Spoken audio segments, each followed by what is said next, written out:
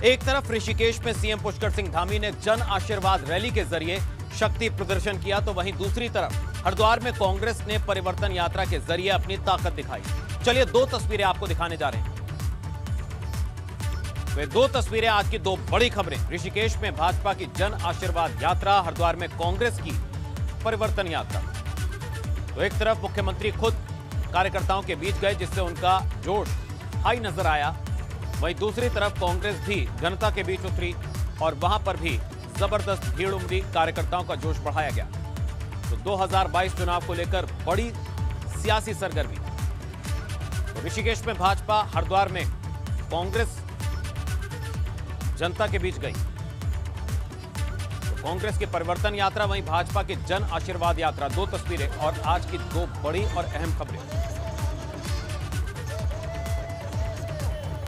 तो ऋषिकेश पहुंचे CM Pushkar Singh Dhami. Jan Ashirwad rally से पहले सीएम धामी ने शहर में शक्ति प्रदर्शन किया।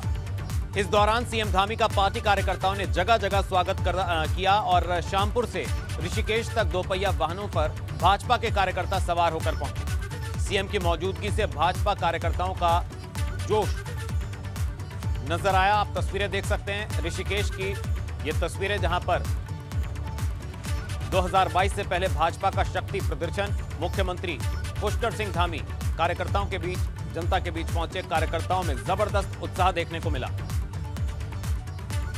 वहीं उत्तराखंड में विधानसभा चुनाव को लेकर सियासी सरगर्मियां तेज हो गई हैं। इस बीच भाजपा के चुनाव सह प्रभारी आरपी सिंह के बयान ने सियासी सरगर्मी को और हवा दी है।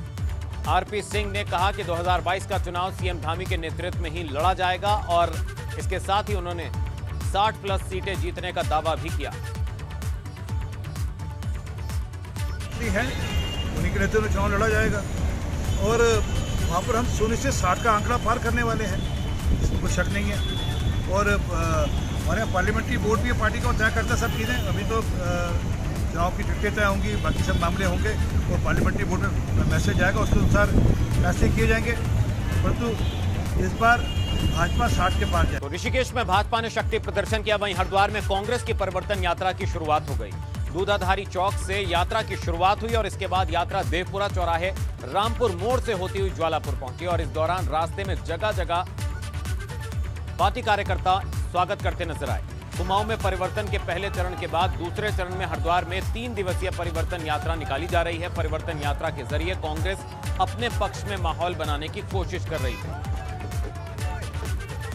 पावन नगरी हरिद्वार से हमारे दूसरा चरण इसका शुरू किया जा रहा है और जो जोश और जो जुनून, जो उम्मीदें लोगों की नज़रों में हमने यात्रा के पहले चरण में देखी थी, मैं देख रहा हूं कि उसी तरीके का जोश और जुनून या हरिद्वार की जनता में भी कांग्रेस पार्टी को लेकर बड़ी उम्मीद के साथ लोग यहां पहुंचे हैं इस यात्रा का स्वागत करने के लिए। तो हरिद्वार में एक तरफ कांग्रेस की परिवर्तन यात्रा चल रही थी और इसी दौरान वहां पर अफरा तफरी का माहौल हो गया। कांग्रेस कार्यकर्ताओं ने एक युवक को पकड़ लिया और उसकी धुनाई शुरू कर दी। कांग्रेस कार्यकर्ताओं का कहना था कि यह युवक मोबाइल चोर है और मौके पर पहुंची पुलिस ने युवक को किसी तरह भीड़ के चंगुल से छुड़ाया। उधर आपके संयोजक और दिल्ली के मुख्यमंत्री अरविंद केजरीवाल कल हल्द्वानी के दौरे पर आ रहे हैं। अरविंद केजरीवाल के दौरे को लेकर आम आदमी पार्टी की तरफ से तैयारियां पूरी कर ली गई। केजरीवाल के दौरे से आप कार्यकर्ताओं में काफी उत्साह है।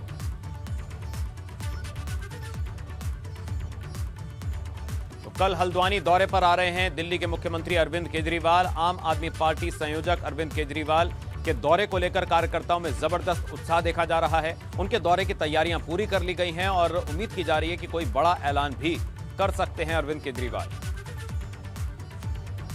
तो इससे पहले पार्टी ने सरकार बनते ही 300 यूनिट फ्री बिजली देने का वादा किया है। अरविंद जी आ रहे हैं तो पूरी हमें उम्मीद है कि जो जन घोषणाएं होंगी, एक बड़ी जन घोषणा होगी जिससे उत्तराखंड के हर जनमानस को लाभ मिलेगा। और इंतज़ार कर रहे हैं सभी कार्यकर्ता, सभी पदाधिकारी और सभी आम जनता कि वो आए और उत्तराखंड की राजनीति को अब एक ईमानदार सरकार बना कर दें। वहीं रुड़की में झबरेड़ा विधानसभा से भाजपा विधायक देशराज कर्णवाल का एक और वीडियो वायरल हो रहा है। इस वीडियो में विधायक देशराज कर्णवाल नगर पंचायत कर्मचारियों पर खूब भड़क रहे हैं। देशराज कर्णवाल वीडियो में कह रहे हैं कि अगर समस्या का समाधान नहीं किया तो नगर पंचायत के ऑफिस में मुर्दे को दफना देंगे। मामला झबरेड़ा क्षेत्र के शीतलपुर का है, जहां कुछ दिन पहले एक शख्स की मौत हो गई थी। जब मृतक के शव को स्थानीय लोग कब्रिस्तान में दफन करने के लिए ले जा रहे थे तो रास्ते में पानी भरा हुआ था और इसी बीच विधायक देशराज कर्णवाल भी मौके पर पहुंच गए और नगर पंचायत के कर्मचारियों पर बरस पड़े। तुम्हारे नगर पंचायत के कार्यालय में समझ रहे हो, यहाँ नहीं आने का वहीं दफनावांगे हम। हाँ जी, अगर या तो इसको बनवाइए आप या तो इसको करवाइए, नहीं मुर्दे को वहीं दफनावांगे हम। क्या वहीं से दफनवा दो, वहीं पे मुर्दा वहीं दफनाया जाएगा तुम्हारे नगर पंचायत के कार्यालय, नहीं मुर्दे को वहीं दफनावांगे हम। और रुक करेंगे बड़ी खबर का। कुमाऊं से आ रही है बड़ी खबर। Garhwal chamber of commerce and industries के पूर्व अध्यक्ष राजीव घई के खिलाफ पुलिस ने धोखाधड़ी का मुकदमा दर्ज किया है। राजीव पर फर्जी दस्तावेजों से जमीन हड़पने का आरोप है। मामले में तत्कालीन तहसीलदार, सहायक विकास अधिकारी और ग्राम पंचायत अधिकारी समेत 4 को आरोपी बनाया गया। सतर्कता निदेशालय के आदेश पर यह केस दर्ज किया गया है। पंजाबी बाग नई दिल्ली निवासी शैलेंद्र घई पुत्र केसी घई ने कुछ समय पहले पुलिस को तहरीर सौंपी थी। बताया गया कि उनके भाई उद्यमी और केजीसीसीआई के पूर्व अध्यक्ष राजीव घई से उनका जमीन का विवाद चल रहा था। शैलेंद्र घई द्वारा उनकी जमीन फर्जी तरीके से अपने नाम कराने के आरोप लगाए गए थे, जिसके कारण अलग अलग स्तरों पे जैसे विजिलेंस हो या शासन हो, प्रशासन हो, इवन हाई कोर्ट तक उन्होंने गुहार लगाई थी। सबके रिपोर्ट का अवलोकन करने पे तथा उनके द्वारा दिए गए कंप्लेंट पे एक प्राथमिक जांच की गई। जांच की सत्यता पाने पर 420 में मुकदमा पाया गया, जिसमें आगे चलकर भ्रष्टाचार अधिनियम तथा अन्य धाराओं का भी सम्मिलित। अभी एक दिन पहले ही देहरादून एसएसपी धनंजय खंडूरी ने ट्रांसफर किए हैं, मगर उनके ट्रांसफर पर सवाल उठ रहे हैं। बर्खास्तगी की जांच झेल रहे इंस्पेक्टर महेश जोशी की जांच आनन फानन में खत्म कराकर उन्हें पोस्टिंग पर ऋषिकेश भेज दिया गया है। इतना ही नहीं, अंडर ट्रांसफर दारोगा भुवन पुजारी को थाना प्रभारी रायवाला बना दिया गया, जबकि दारोगाओं के तबादले पर लगी रोक इससे पहले हट चुकी है और पुजारी अंडर ट्रांसफर थे। वहीं अंडर ट्रांसफर चल रहे दारोगा बिस्ट को प्रभारी थाना प्रेमनगर से नहीं हटाया गया, जबकि इन्हें भी रिलीव किया जाना था। और इससे सीधे सीधे जहां पुलिस मुख्यालय की पारदर्शी तबादला नीति पर सवाल उठ रहे हैं, इस मामले में डीआईजी गढ़वाल नीरू गर्ग ने संज्ञान लिया है और अंडर ट्रांसफर दारोगाओं को रिलीव करने के आदेश दिए हैं। वहीं कोतवाल ऋषिकेश महेश जोशी की चल रही जांच और क्लीन चिट पर भी रिपोर्ट तलब की गई में है कि एक थानाध्यक्ष जो अभी नियुक्ति हुई है, उनकी जो है 14/1 की कार्रवाई चल रही थी, उसका निस्तारण कब और किन परिस्थितियों में हुआ है वो जानकारी मांगी गई। इसी के अंतर्गत जो ट्रांसफ़र हुए हैं उसमें काफ़ी प्रत्यावेदन भी आए थे। जो प्रत्यावेदन एक्सेप्ट हो गए थे, जैसे कि यदि कोई एक ज़िले में ना जाकर दूसरे ज़िले में, पहाड़ के ज़िले में जाना चाहता है तो वो हमने एक्सेप्ट भी कर लिए हैं। यदि कोई पहाड़ के ज़िले में ही रुकना चाहता है तो वो भी एक्सेप्ट कर लिए गए। और अब रुक करेंगे बड़ी खबर का। आपको बताते हैं आपके प्रदेश का कोरोना अपडेट। तो उत्तराखंड का कोरोना अपडेट। आज कोरोना के 21 नए मामले सामने आए। इस वक्त की बड़ी खबर, आज 14 मरीज ठीक होकर डिस्चार्ज भी हुए हैं और एक्टिव केस 282। तो 21 नए केस, 282 एक्टिव केस और 14 मरीज ठीक होकर अस्पताल से डिस्चार्ज। तो यह है आपके प्रदेश का ताजा कोरोना का आंकड़ा। आज 14 मरीज ठीक होकर डिस्चार्ज हुए हैं, 21 नए मामले सामने आए और एक्टिव मरीजों की संख्या 282।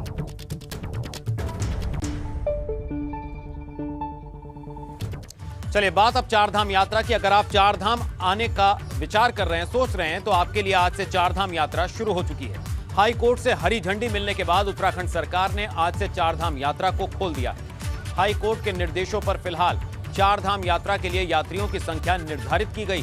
चारधाम यात्रा के लिए आने वाले यात्रियों को देवस्थानम बोर्ड की वेबसाइट पर पहले रजिस्ट्रेशन कराना होगा। उसके बाद ही तीर्थयात्रियों को यात्रा की परमिशन दी जाएगी। कोविड प्रोटोकॉल के तहत ही श्रद्धालुओं को यात्रा पर आने और दर्शन की इजाजत दी है। हाईकोर्ट की जो दिशा निर्देशन है उसमें हमने एसओपी बनाई है। एसओपी और जो हमारी गाइडलाइंस है उनका पूरी तरीके से पालन किया जाएगा। 400 के करीब जो है यात्री यमुनोत्री में जा सकेंगे, 600 के करीब गंगोत्री में जा सकेंगे, 800 के करीब जो हमारे केदारनाथ जा सकेंगे और 1000 के करीब हमारे जो हैं बद्रीनाथ में पहुंच सकेंगे और 1000 यात्री हेमकुंड साहिब में भी यात्रा कर सकेंगे। तो ये थोड़ी सी हमारी रेगुलेटेड यात्रा होगी और पूरे देश के लिए खोली गई है।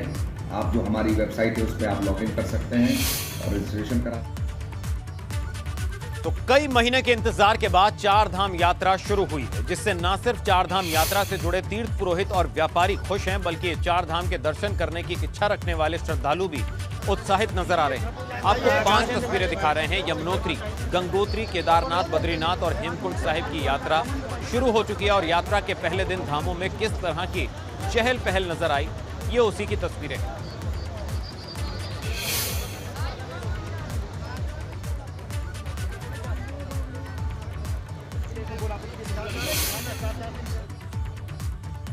और अब आपको दिखाते हैं चार धाम यात्रा शुरू होने के पहले दिन किस धाम में कितने यात्री पहुंचे। तो शाम 4 बजे तक का आंकड़ा बद्रीनाथ का, वहां 335 यात्री जो है वो दर्शन के लिए पहुंचे। केदारनाथ धाम में 84, गंगोत्री धाम में सिर्फ स्थानीय लोगों ने ही दर्शन किए, तो वहीं यमुनोत्री धाम में भी सिर्फ स्थानीय लोगों ने ही दर्शन किए। केदारनाथ धाम में 84, बद्रीनाथ धाम में 335 श्रद्धालुओं ने दर्शन किए। गंगोत्री, यमुनोत्री धाम में सिर्फ स्थानीय लोगों ने ही दर्शन किए हैं। तो आज यात्रा का पहला दिन और बद्रीनाथ में श्रद्धालुओं की भीड़ उमड़ी। केदारनाथ धाम में 84 यात्रियों ने दर्शन किए। गंगोत्री धाम की यात्रा शुरू हो चुकी है। इस मौके पर गंगोत्री धाम में स्थानीय जनप्रतिनिधि पहुंचे। इन्होंने मां गंगा का जयकारा लगाकर यात्रा का आगाज किया। यात्रा शुरू होने पर खुशी जाहिर की। उधर चार धाम यात्रा शुरू होने से तीर्थ पुरोहित भी बेहद खुश हैं। उन्होंने मां गंगा से यात्रा को सकुशल चलने की कामना की। उधर गंगोत्री धाम के लिए श्रद्धालु भी अब पहुंचने लगे हैं। यात्रा पड़ाव पर मूलभूत सुविधाओं को और दुरुस्त किया जा रहा है। यात्रा मार्ग पर संवेदनशील स्थानों पर जेसीबी मशीनें तैनात की गई हैं, ताकि रोड बंद होने पर उसे फौरन खोला जा सके। चारों धाम या गंगोत्री धाम जो है सुना पड़ा हुआ था, आज कुछ लोग दिखे, ये बड़ी अच्छी बात है। और उम्मीद करते हैं कि आने वाले समय में कुछ यात्री यहाँ पर आएंगे, लोगों की रोजी रोटी चलेगी। डंडी, कंडी, घोड़ा, खच्चर, होटल, व्यवसाय, तमाम लोग जो है पिछले 2 वर्षों से जो है भूख की कगार पर आ गए थे आज। और माँ गंगा जो है सबको गंगोत्री धाम की यात्रा पर सकुशल बुलाए, सकुशल रखे। तो बद्रीनाथ धाम की यात्रा भी अब शुरू हो गई है और 4 महीने के बाद बद्रीनाथ धाम में दर्शन के लिए पहले ही दिन श्रद्धालुओं की भीड़ उमड़ गई। अलग अलग राज्यों से तीर्थयात्री बद्रीनाथ धाम पहुंचे और बद्री विशाल की आराधना की। शाम 4 बजे तक अगर बात करें, 335 श्रद्धालुओं ने दर्शन किए। बहुत ही अच्छा अनुभव हुआ और भगवान बद्रीनाथ के दर्शन करके तो ऐसा लग रहा है कि आंखें तृप्त हो गई, हम धन्य हो गए भगवान के दर्शन करके। और यहाँ बहुत अच्छा, यहाँ के गांव वाले भी बहुत अच्छे हैं, यहाँ हमें बहुत स्नेह और प्यार मिला। उधर केदारनाथ धाम की यात्रा भी शुरू हो गई है। यात्रा शुरू होने से केदार घाटी में चहल पहल नजर आई है। यात्रा खुलने से केदार घाटी के लोगों में खासा उत्साह देखा गया। यात्रा पड़ाव पर तीर्थ यात्रियों के चहलकदमी से वीरान पड़े बाजारों में भी रौनक लौट आई है। यात्रा शुरू होने से घोड़ा खच्चर मजदूर, वाहन चालक, ढाबा, होटल और लॉज व्यवसायियों में खुशी देखी जा रही है। बाबा केदारनाथ जी आप सभी पर कृपा बनाए रखें और आप सभी देशवासियों से यही प्रार्थना करते हैं कि आप अधिक से अधिक संख्या में बाबा केदारनाथ जी के दर्शनों के लिए पधारें। इन चंद लम्हों में 4 महीने से केदारनाथ जी की यात्रा पे रोक लगाई गई थी कोविड के चलते हुए। तो उत्तराखंड चार धाम यात्रा के लिए देवस्थानम बोर्ड ने एसओपी जारी कर दी है। अगर आप भी चार धाम यात्रा पर आने की सोच रहे हैं तो उत्तराखंड सरकार की तरफ से यात्रा को लेकर जारी किए गए निर्देशों को ध्यान से पढ़ लें। चार धाम यात्रा पर आने वाले तीर्थ यात्रियों को कोरोना के नियमों का पालन करना जरूरी है, जैसे कि सामाजिक दूरी बनाकर रखनी होगी, यात्रियों को मास्क लगाकर रखना होगा। चार धाम यात्रा पर फिलहाल हर दिन के लिए तीर्थ यात्रियों की संख्या निर्धारित की गई है। आपके पास कोविड की 72 घंटे पहले की कोविड नेगेटिव रिपोर्ट हो या फिर आपको कोविड वैक्सीन की दूसरी डोज लगवाए हुए 15 दिन का समय हो गया हो। चार धाम की यात्रा पर आने वाले श्रद्धालु देवस्थानम बोर्ड की वेबसाइट अपनी आईडी, उस पर आईडी प्रूफ और कोविड नेगेटिव रिपोर्ट या वैक्सीनेशन का सर्टिफिकेट अपलोड कर रजिस्ट्रेशन उनको कराना होगा। चार धाम पर आने वाले श्रद्धालुओं के लिए सरकार की सलाह है कि बच्चों और बीमार, ज्यादा बुजुर्ग लोगों को साथ लेकर ना आए। मंदिर में दर्शन के लिए एक बार में सिर्फ 3 श्रद्धालुओं को ही एंट्री दी जाएगी। सभी तीर्थयात्री मंदिर में सामाजिक दूरी का पालन करते हुए दर्शन करेंगे। मंदिर में मूर्तियों को छूना, किसी तरह के लेपन, घंटियों को स्पर्श करने पर भी पाबंदी है। इसके साथ ही चारधाम यात्रा के दौरान मंदिर के गर्भगृहों में प्रवेश की अनुमति नहीं होगी।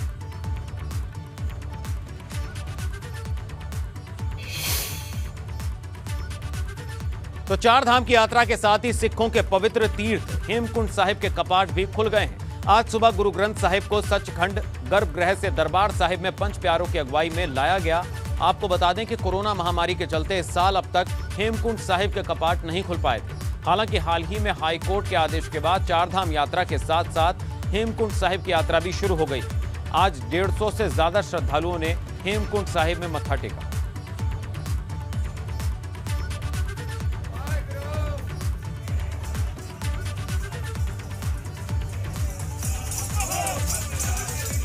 आप सबसे पहले निवेदन है कि जो भी यात्री हेमकुंड साहिब की यात्रा के लिए आए वे कृपया करके ऋषिकेश हेमकुंड साहिब ट्रस्ट के कार्यालय से अपनी रजिस्ट्रेशन करा के तभी ऊपर से प्रस्थान करें, क्योंकि गवर्नमेंट द्वारा 1000 यात्री ही रोज जाने के लिए हमको इजाज़त दी गई है। तो ये संख्या पूरी होने पर हमें वहीं उनको रोकना पड़ेगा।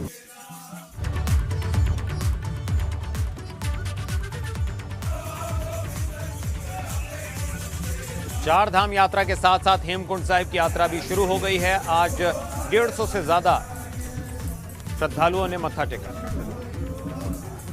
तो हेमकुंड साहिब की यात्रा भी शुरू हो चुकी है। अगर आप हेमकुंड साहिब की यात्रा पर आना चाहते हैं तो इसके लिए उत्तराखंड सरकार और गुरुद्वारा प्रबंधक ट्रस्ट की तरफ से जारी किए गए निर्देशों को जरूर पढ़ लें। हेमकुंड साहिब की यात्रा करने वाले श्रद्धालुओं को सबसे पहले स्मार्ट सिटी देहरादून की वेबसाइट पर जाकर अपना रजिस्ट्रेशन कराना पड़ेगा। इसके लिए जरूरी है कि आपके पास या 72 घंटे पहले की कोविड नेगेटिव रिपोर्ट हो या आप कोविड की दोनों डोज टीकाकरण की लगवा चुके हैं और इसे भी 15 दिन हो जाने चाहिए। उसके बाद हेमकुंड जाने वाले तीर्थयात्री ऋषिकेश में गुरुद्वारा ट्रस्ट के कार्यालय पर अपना रजिस्ट्रेशन दिखाएंगे, जहां से उन्हें हेमकुंड की यात्रा पर जाने की अनुमति दी जाएगी। हेमकुंड गुरुद्वारा मैनेजमेंट ट्रस्ट ने यात्रियों से अपील की है कि 60 साल से ज्यादा उम्र और 10 साल से कम उम्र के लोग हेमकुंड की यात्रा पर ना आएं। इसके साथ ही हार्ट के मरीज, सांस के मरीज, अस्थमा, शुगर, कैंसर जैसी बीमारियों से जूझ रहे लोगों से भी यही अपील की गई है कि वो हेमकुंड की यात्रा पर आने से परहेज करें। यात्रियों का हेमकुंड गुरुद्वारे के पास बने कुंड में स्नान करने पर भी रोक लगाई गई। 20 गांव के लिए बहुत बड़ी राहत की खबर है। 20 गांव के बहुचर्चित जमीन मुद्दे पर डीएम ने बड़ा फैसला लिया है। दोनों पक्षों की दलीलों को सुनने के बाद लीज होल्डर लाला खुशीराम और श्याम स्वरूप भटनागर के वंशजों की जमीन पर रोक को बरकरार रखा है, लेकिन उन्होंने दूसरे भूमि पीड़ितों की जमीनों पर लगी रोक को पूरी तरह से हटा दिया है। इससे संबंधित आदेशों को खारिज कर दिया गया है। 2020 में तत्कालीन डीएम नीरज खैरवाल ने आदेश जारी कर 20 गांव के 5838 एकड़ भूमि की खरीद फरोख्त पर पूरी तरह से रोक लगा दी थी और इस रोक के बाद करीब 10,000 परिवार प्रभावित हुए थे। इन्होंने ऐसा किया है कि जो पहले जिनके नाम पे कोई लीज हुई थी वो 2 परिवार हैं, उनके ऊपर सीलिंग नुमा केस अभी रखा है और बाकी जितने ही परिवार थे जिनके ऊपर वो आदेश प्रभावित हुआ था वो आदेश निरस्त कर दिया गया है। सारा भाजपुर आसपास के लोग, उनकी रिश्तेदारियाँ, दूर दराज के लोग सब खुश हैं। अपने हमारे मुख्यमंत्री जी का आभार व्यक्त करते हैं। वहीं रुड़की में 19 और 20 सितंबर को भाजपा ओबीसी मोर्चे की प्रदेश कार्य समिति का आयोजन किया जाएगा, जिसमें सीएम पुष्कर सिंह धामी और प्रदेश अध्यक्ष मदन कौशिक भी शामिल होंगे। कार्य समिति में 2022 विधानसभा चुनाव कार्यक्रमों की रूपरेखा के साथ साथ तैयारियों पर चर्चा की जाएगी।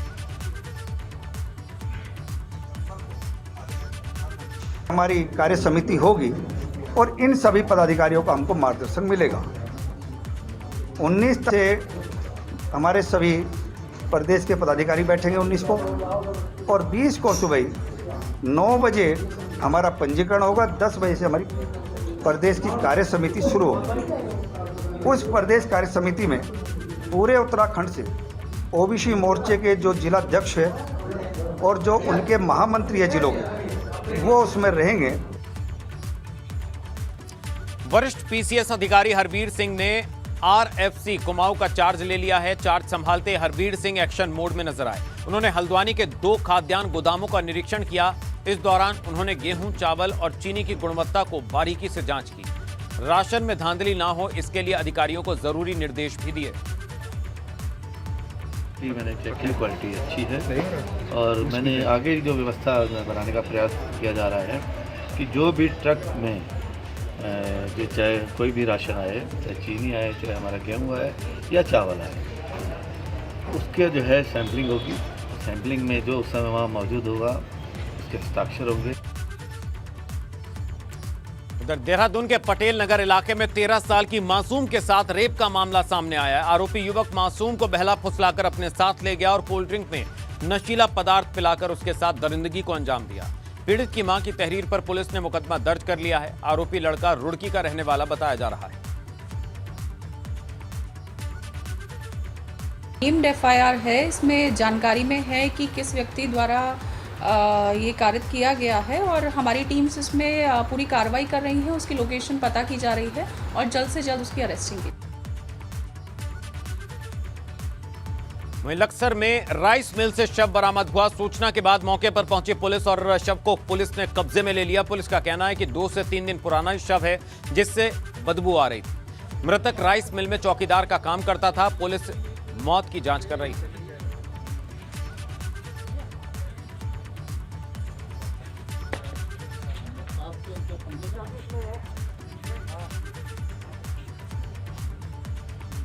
चौकीदार का शव जिसकी जांच पड़ताल में पुलिस जुट गई है।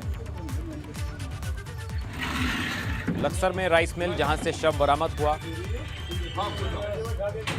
राइस मिल में तैनात चौकीदार का शव बरामद हुआ था। उधर विकास नगर में विधायक मुन्ना सिंह चौहान ने इंडोर स्टेडियम का शिलान्यास किया। इस इंडोर स्टेडियम का निर्माण 75 लाख रुपए की लागत से हुआ है। 2022 के चुनाव से पहले भाजपा इसे अपनी उपलब्धि के तौर पर भुनाने की पूरी कोशिश भी कर रही है।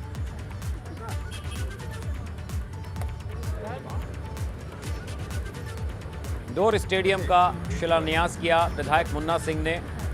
75 लाख रुपए की लागत से स्टेडियम तैयार होगा और 2022 में भाजपा इसे अपनी उपलब्धियां उसमें शामिल करेगी, तो इसे बड़ी उपलब्धि के तौर पर पेश किया जाएगा। इंडोर स्टेडियम का शिलान्यास, जिसकी तस्वीरें इस वक्त आप देख रहे हैं, विकास नगर में इस इंडोर स्टेडियम का आज शिलान्यास किया विधायक मुन्ना सिंह ने।